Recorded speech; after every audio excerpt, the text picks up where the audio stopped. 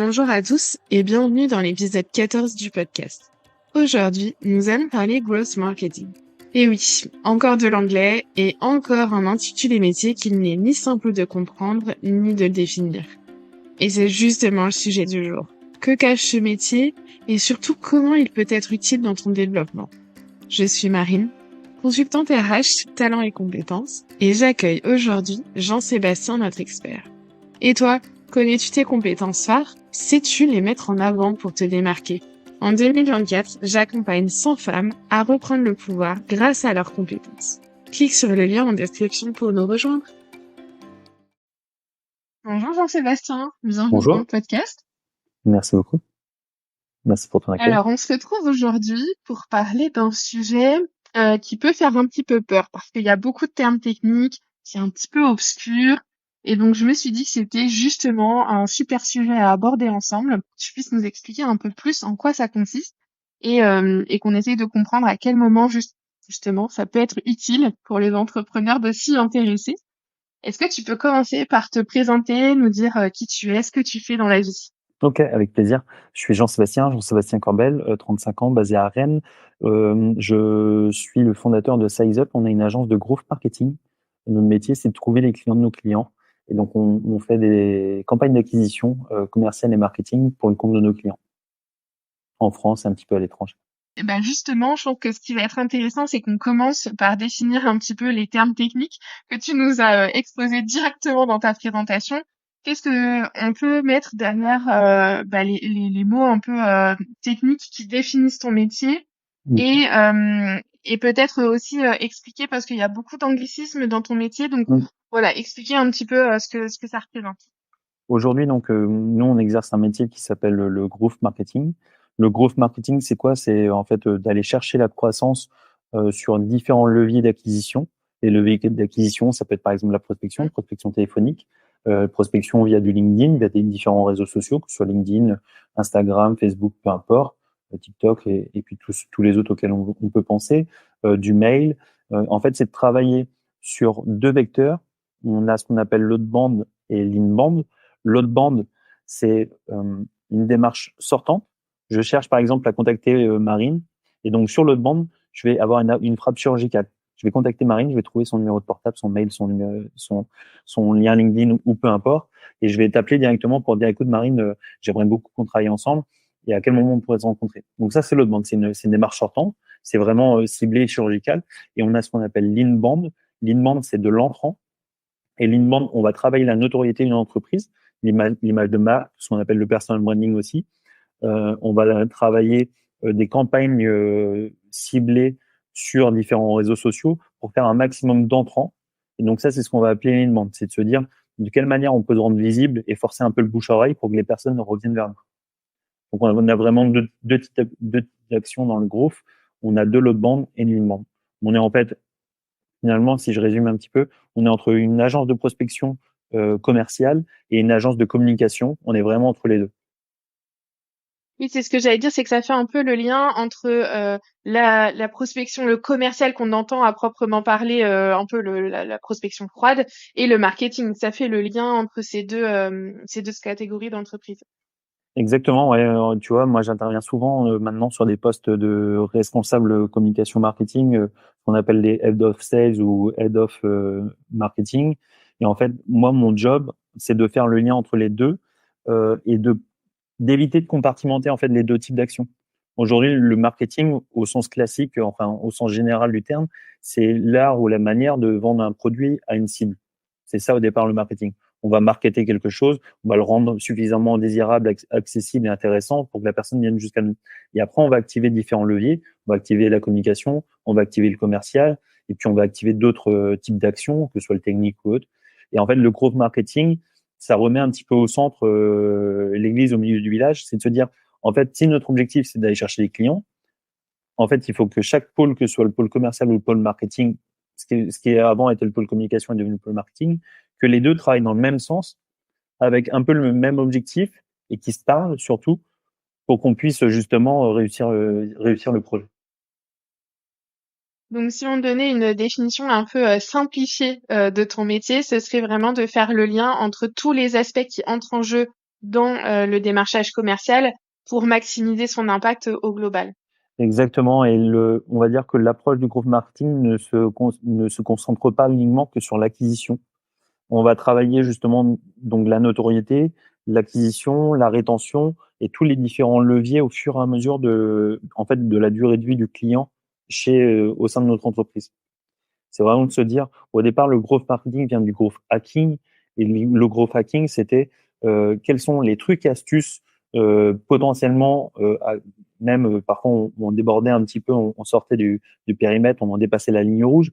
Mais quels sont les trucs et astuces qui nous permettent, un, de trouver les clients, deux, de pouvoir les garder, et trois, d'essayer de générer nos produits-services de la meilleure manière possible. Et la meilleure manière, ça peut être même ne serait-ce qu'en termes d'efficience. C'est ce qu'il y a des outils pour pouvoir automatiser certaines actions qui sont répétitives, qui nous font juste perdre du temps. Ouais. Et à la rigueur, j'en profite juste, c'est que en fait le growth marketing, donc on avait des pôles marketing et commerciaux qui deviennent maintenant des pôles growth marketing, ce qui n'existe pas encore dans toutes les entreprises, mais ça va venir. Et l'avenir du pôle growth marketing, c'est plus ou moins ce qu'on appelle du RevOps, c'est du revenue operation. Et donc l'objectif, c'est de se dire, et en fait, on revient juste à la base, c'est de se dire en bon père ou bonne mère de famille, c'est de se dire quelles sont les actions qui nous permettent de générer le maximum de revenus. En tout cas, aujourd'hui, par exemple, est-ce que vous êtes sur TikTok? Est-ce que votre clientèle est sur TikTok? Si oui, tant mieux. Sinon, est-ce que ça sert vraiment l'intérêt? Et en fait, RevOps, c'est vraiment cette approche-là de combien on dépense, combien ça nous rapporte, et d'avoir une approche qui est basée sur les KPI, surtout en 2024 où l'argent nous coule un peu moins à flot et on est obligé de faire un peu plus attention aux dépenses. Ouais.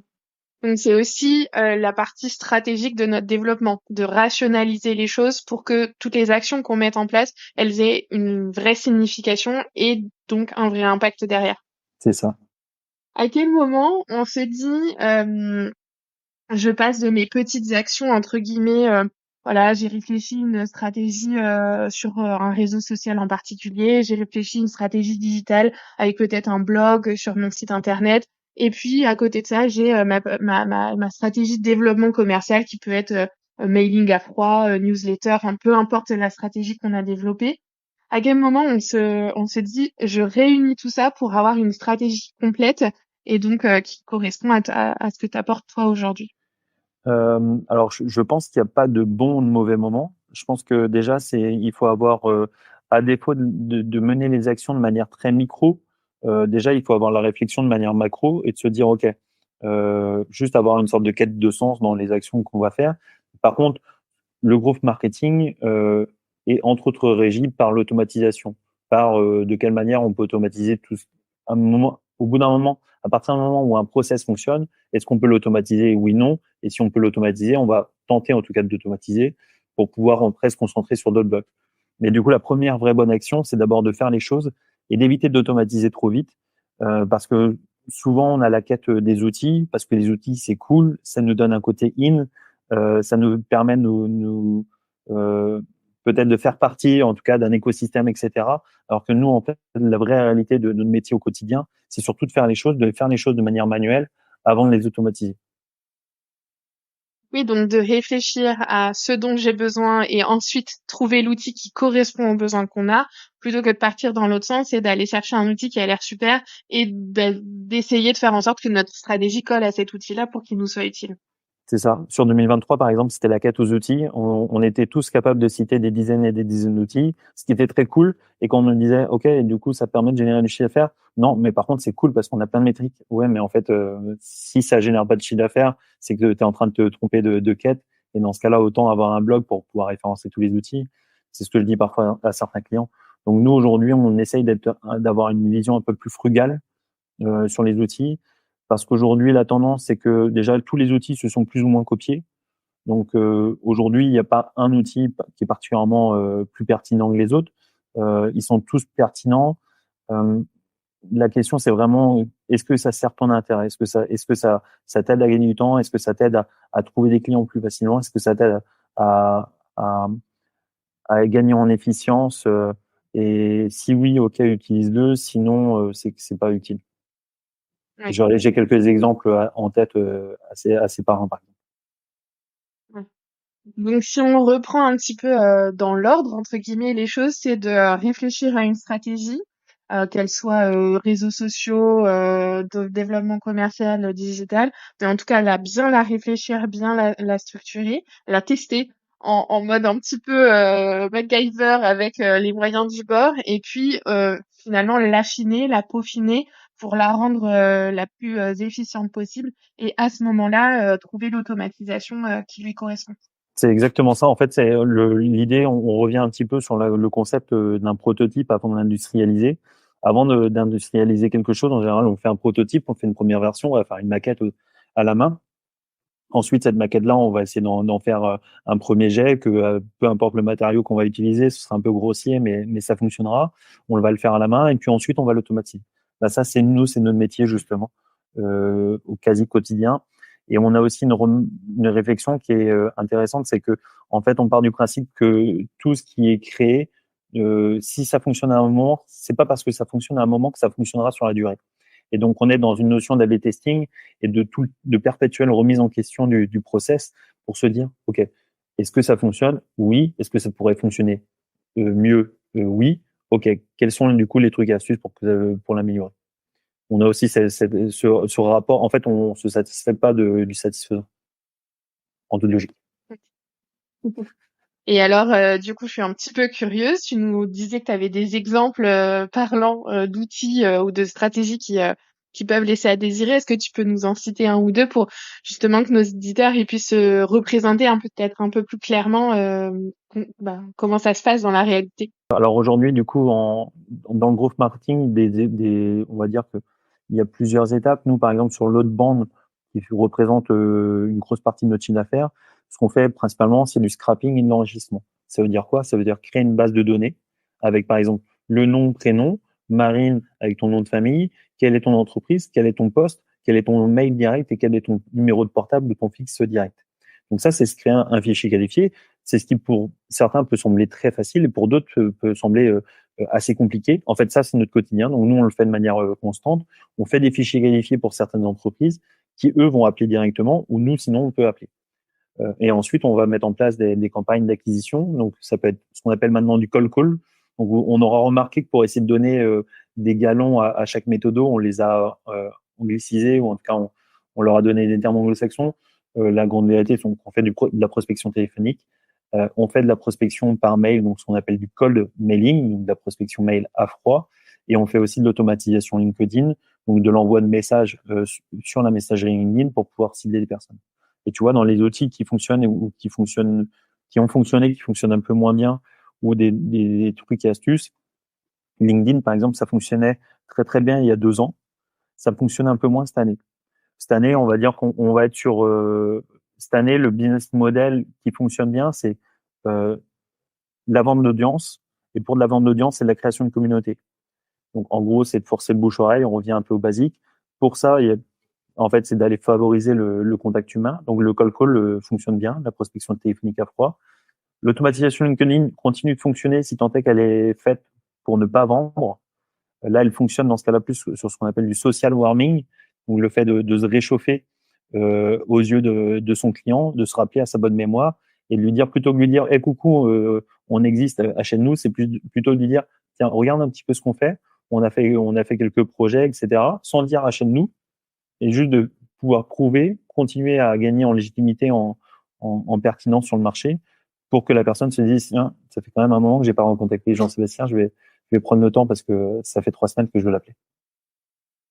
Donc on essaye, en fait, nous, notre job, c'est un peu d'essayer d'inverser le rapport de force, pour faire simple, entre le client et entre nos prospects et nos clients.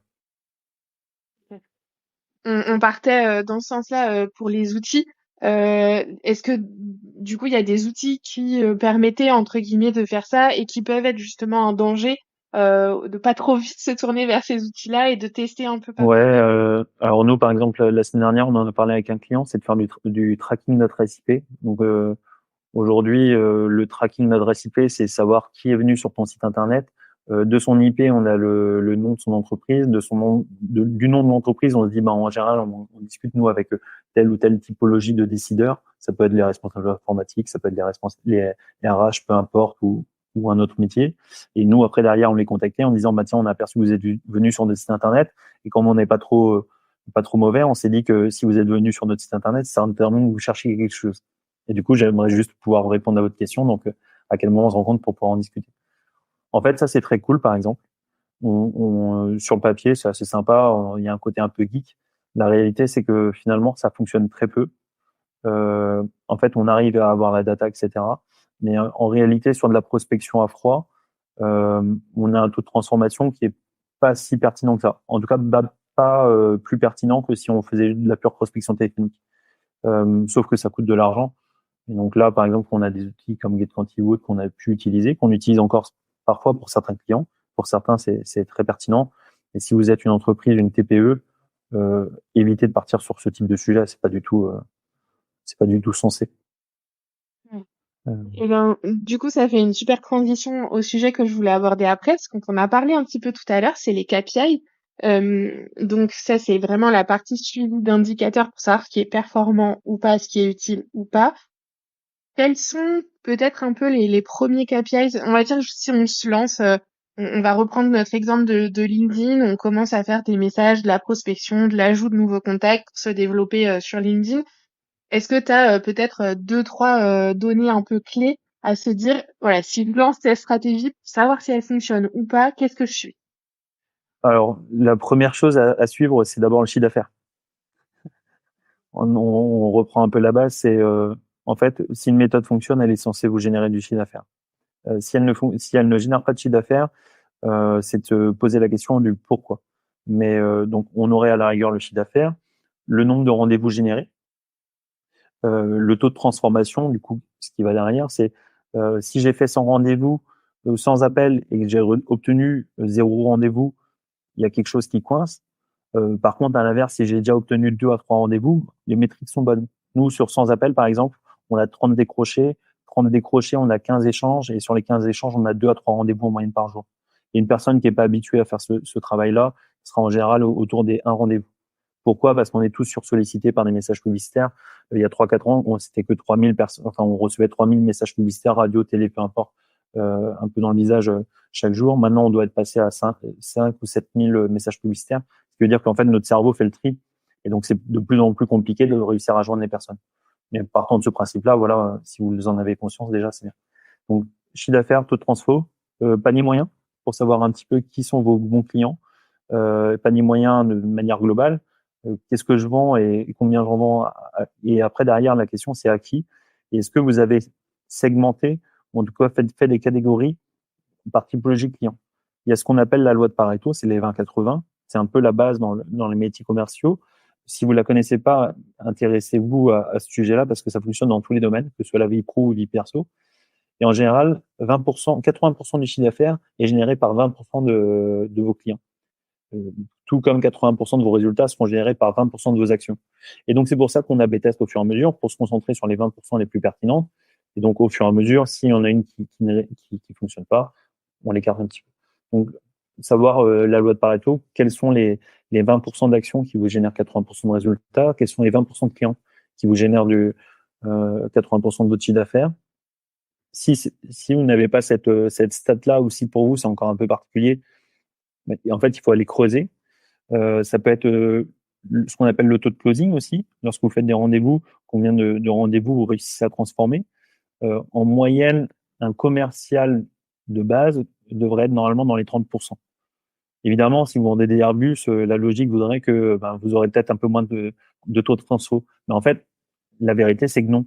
Si vous vendez des Airbus, normalement, vous êtes censé avoir un taux de transfo qui est à peu près pareil, si c'est pas plus important. Parce que des acheteurs d'Airbus, en fait, vous en croisez pas tous les 4 matins. Et donc, normalement, si vous faites bien votre job, vous ciblez que des personnes qui sont prêtes à acheter des Airbus. Donc, la logique est la même, quel que soit le métier. 30%, si vous êtes en dessous, ça veut dire que potentiellement, peut-être que quelque chose coince. Et ce quelque chose, ça peut être, est-ce que le public que vous avez ciblé est suffisamment ciblé? Est-ce qu'il est pertinent? Est-ce que les questions que vous avez posées sont suffisamment pertinentes? Donc ça, après, c'est là où nous, par exemple, sur du groupe marketing, on va dire comment on peut essayer d'optimiser ce qu'on appelle le funnel de conversion entre le début et la fin pour que le taux de transformation soit plus pertinent. Est-ce que, par exemple, peut-être que le premier rendez-vous, vous posez plein de questions pour essayer de découvrir le projet du client. Peut-être que ça, en fait, vous pourriez le faire déjà par un questionnaire au départ. Lorsque la personne prend rendez-vous, écoute, si tu prends rendez-vous avec nous, pas de souci. Mais comme ton temps, on respecte beaucoup ton temps et on respecte aussi beaucoup le nôtre, ce qu'on te propose, c'est de répondre à un questionnaire pour simplement savoir si tu corresponds au profil type de nos clients. Si tu t'y corresponds pas, écoute, on vient de se faire gagner du temps mutuellement et donc on va te réorienter. Ça peut être vers un partenaire avec lequel on a signé un apport d'affaires, etc. Ou simplement, on va dire à la personne, bah, écoute, je pense qu'on n'est pas la bonne personne pour pouvoir t'accompagner, donc on préfère décliner. Et voilà, ça va permettre de savoir comment optimiser le process.